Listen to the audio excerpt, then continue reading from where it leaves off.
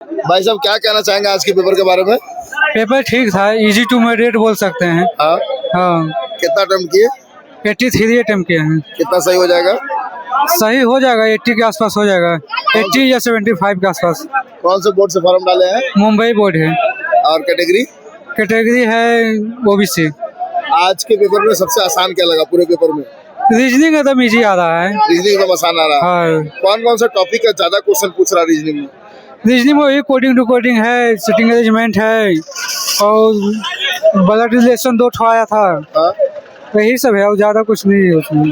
पूरे पेपर में सबसे आसान क्या लगा? रीजनिंग ही पूरे पेपर में आसान लगा। और सबसे मुश्किल क्या लगा? सबसे मुश्किल तो नहीं बोल सकते सर, पेपर ठीक बोल सकते हैं, मुश्किल ज्यादा नहीं लगा कुछ। ठीक है, एक मिनट रुकिएगा आप। भाई साहब क्या कहना चाहेंगे आज के पेपर के बारे में? बहुत अच्छे गए पेपर। कितना अटेम्प्ट किए? मैंने 68 किया। कितना सही हो जाएगा? खुश रहिए। क्या कहना चाहेंगे आज के पेपर के बारे में? आज पेपर बहुत अच्छा था।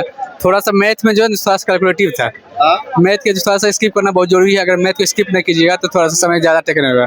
और थोड़ा साइंस का लेवल जो है सर वेटेज ज़्यादा था, मतलब कि साइंस का वेट थोड़ा सा बढ़ गया। ग्रुप डी के कंपेयर में साइंस का लेवल थोड़ा सा ऊपर हो गया।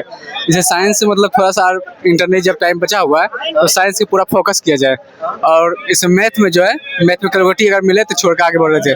इसलिए साइंस को बेटर से पढ़े, बहुत जो टाइम बचा हुआ है वो साइंस पे फोकस करें तो थोड़ा सा स्कोर अच्छा हो सकता है। क्या कि मैथ का भी थोड़ा सा वेटेज है। बाकी रीजनिंग जो है, रीजनिंग कोई खास नहीं है। रीजनिंग में 1-2 क्वेश्चन जो है सर्किल से ज़्यादा मतलब इसमें फंसाया नहीं गया, मैथ में फंसाया गया। इसमें डिस्काउंट बहुत सारे चैप्टर जो है परसेंटेज के, फिर टाइम एंड डिस्टेंस 3-4 चैप्टर जो इसमें दिएगा। ठीक है सर। कितना अटेम्प्ट किया आप?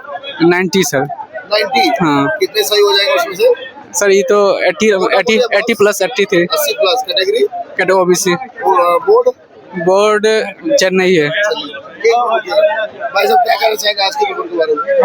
पेपर तो इजी टू मॉडरेट ही था, ज़्यादा टफ तो नहीं था। करेंट तो 1-2 आया था, बाकी सब इजी ही था। टोटल 97 अटेम्प्ट किए हैं तो 85 प्लस आना चाहिए। Board Bhopal. Category? OBC. Railway की परीक्षा में पहली बार बैठा है? नहीं दिए हैं, निकला है सब, मतलब अभी बाकी मेरिट वगैरह सब। कौन कौन सा परीक्षा में आपका मेरिट से रह गए? रहा नहीं, अभी देखेंगे। मतलब मेरिट से छूट गया? हाँ, नहीं बन पाया। मतलब अभी एनटीपीसी का दिए हैं ग्रेजुएट वाला। हाँ? तो उसमें हुआ है, तो बाकी देखिए अभी रिजल्ट नहीं आया, रिजल्ट आएगा तो पता चलेगा ना। ठीक है। आज के पूरे पेपर में सबसे आसान सेक्शन क्या लगा? आसान तो रीजनिंग मैथ ही था। बाकी मैथ में एक क्वेश्चन गलती है, मतलब ऑप्शन गलत दिया हुआ है, बस यही, बाकी सब सही था। ठीक है। तो थोड़ा सा मैथमेटिक्स के बारे में बताइए कि कौन कौन सा टॉपिक के ज्यादा क्वेश्चन पूछे गए? ज्यादा तो सब मिला के था। ठीक है। एक था प्रोबेबिलिटी का, कुछ था मतलब परसेंटेज का था, और टाइम एंड डिस्टेंस का था, और वर्क एंड टाइम का भी था, और ओवरऑल था, सब मिक्स था। मतलब इजी ही था, ज़्यादा टफ नहीं था। कैलकुलेशन एक था, कैलकुलेशन क्वेश्चन बस। और रीजनिंग में कौन कौन से चैप्टर के क्वेश्चन पूछे गए? रीजनिंग इजी ही था, सारा मिक्स ही था, लेकिन सब इजी था रीजनिंग। कुछ चैप्टर्स के नाम बताइए।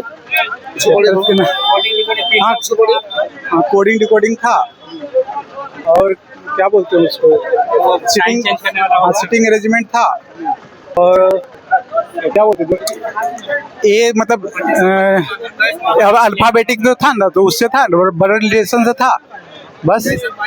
साइंस के बारे में क्या कहना चाहेंगे? हाँ, साइंस भी ठीक था।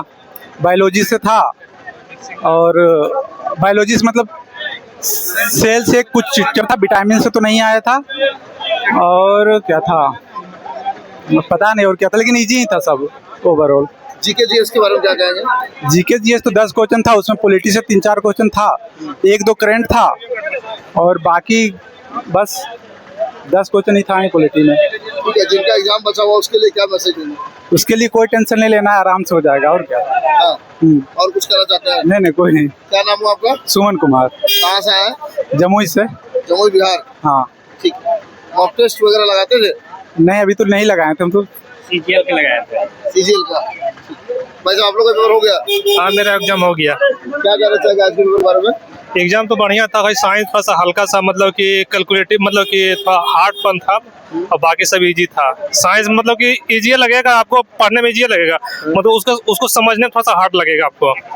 हाँ, और हाँ रीजनिंग भी, लैंग्वेज थोड़ा हार्ड है साइंस का। और रीजनिंग भी ठीक है। यदि लड़का चाहेगा तो 25 में 25 मार देगा, तो हम तो 23 मारे हैं। और मैथ थोड़ा सा ठीक ही था, मतलब त्रिकोणमिति से एक क्वेश्चन था, मेंसुरेशन से 2 क्वेश्चन था, और बाकी सब कैलकुलेटिव था, और बाकी सब मिक्सिंग था मैथ। और साइंस में यही रिएक्शन से था, और मतलब कि मेटल से था, और कार्बन से था, और मतलब कि बायो से क्वेश्चन था 10 गो या 12 क्वेश्चन बायो से क्वेश्चन, और यही सब क्वेश्चन था। और जीके जीएस भी नॉर्मल था, ज़्यादा हार्ड नहीं था। कितना अटेम्प्ट किए? हमसे तो 75 अटेम्प्ट हुआ। कितने सही हो जाएंगे? उसमें मतलब लगता है कि साइंस में 2 या 3 गलत तो हो सकता है, बाकी सब सही है। बोर्ड? हाँ, बोर्ड मेरा जम्मू कश्मीर है, कैटेगरी? ओबीसी। रेलवे की परीक्षा में पहली बार बैठे हैं? नहीं, इससे पहले दे चुका हूँ, जितना भी एग्जाम हो रहा है दे रहा हूँ मैं। हाँ। हाँ, तो जिनका एग्जाम बचा हुआ उसके लिए क्या मैसेज देंगे? मैसेज यही देना चाहते हैं कि थोड़ा साइंस पर ध्यान दीजिए, और जो मतलब कि जो क्वेश्चन आपके सामने आ रहा है थोड़ा समझ के, बस बाकी सब आप बना सकते हैं। जीके पर भी ध्यान दीजिए। जीके भी नॉर्मल है, ज्यादा हार्ड नहीं है। हाँ, उसको बोल दीजिए पॉलिटिकल साइंस भी पढ़ के आने के लिए, उससे क्वेश्चन है। करंट पर ध्यान जरा देना ना है, करंट का क्वेश्चन कम है, 10 में 10 गो पूछ रहा है ना, 2 करंट होगा। जीके पढ़िए, हिस्ट्री पॉलिटिकल पढ़ के आइए, तभी मारिएगा, नहीं तो कोई उपाय ना है। हाँ, हिस्ट्री भी है, पॉलिटिकल साइंस भी है, क्वेश्चन है जो करंट नहीं मिलेगा। हिस्ट्री था ये क्वेश्चन, वो हिस्ट्री में आता है, जो आंदोलन वाला नहीं था। बाल गंगाधर तिलक का हाँ, कौन आंदोलन किया था, आंदोलन का क्वेश्चन था, वो कहाँ हिस्ट्री में नहीं आएगा, ये तो पॉलिटिकल मानिए, उसको कुछ भी मानिएगा। अपना स्वराज में तो लेके रहेंगे। हाँ। सिद्धांत अधिकार है, बाल गंगाधर का स्टेटमेंट था ये। अधिकार मैं लेकर रहूंगा। हाँ, यही था। करंट पर ज्यादा ध्यान नहीं देना है, करंट नहीं पूछ रहा है, मैडम नहीं पूछा इसीलिए हम बोले कि नहीं। चलो जी, बस वही बात है। मॉक टेस्ट से कुछ फायदा हो रहा है? हाँ, बहुत फायदा हो रहा है। जो बनने वाला क्वेश्चन है ना तुरंत बन जाता है। मैथ का 18 क्वेश्चन 10 मिनट में बन गया था, ठीक ना। जो बनने वाला 25 रीजनिंग है वो 15 मिनट में बन गया था। जो 7 को जो मैथ का क्वेश्चन था, जो कि हम लास्ट में बनाए, 20 मिनट लगा, तो उसमें 2 गो का आंसर आया, उसके बाद नहीं है बना। जो बनने वाला वो बन जाता, जो नहीं बनने वाला वो फंस गया। 20 गो 20 में 20 करेक्ट है, नहीं तो ऐसे तुक्का मारते तो 25 मार के चलाते, समझे। मॉक टेस्ट लगाते थे आप? हाँ, टेक्स्ट बुक पर कुछ फायदा हुआ? बहुत फायदा हुआ। क्या फायदा हुआ? फायदा हुआ कि टाइम मैनेज हुआ। ताकि अभी हम इससे पहले एलपी का इंटरव्यू दिया आपके पास, तो उसमें मेरा हाँ लेवल हुई है, टाइम मैनेज नहीं हुआ था। अभी गए एलपी दे के रोज मारते थे सुबह शाम को। अभी टाइम मैनेज हो गया, 20 मिनट में बोले ना कि 100 क्वेश्चन घूर के आ गया, 20 मिनट बचा था टाइम, और वही 20 मिनट 7 क्वेश्चन ले लिया, मजदूर एक बना। जो नहीं आने वाला आंसर नहीं आएगा।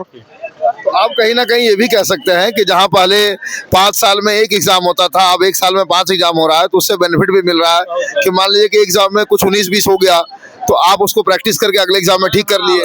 बहुत अच्छा, प्रैक्टिस परफेक्ट। प्रैक्टिस जिसका बढ़िया जितना है ले लेगा काम। प्रैक्टिस से सुधार हो सकता है। यदि आप प्रैक्टिस कीजिएगा, जहाँ भी फंसिएगा उसको सुधार कर सकते हैं।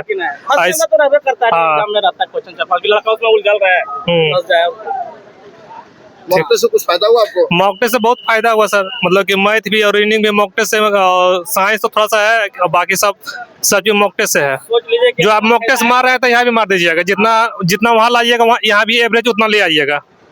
22 नंबर मॉक टेस्ट में मारते थे हम, सीरियली चल गया। ओके दोस्तों, टेक्स्ट बुक में हमारा डिस्काउंट कोड है उमंग 10।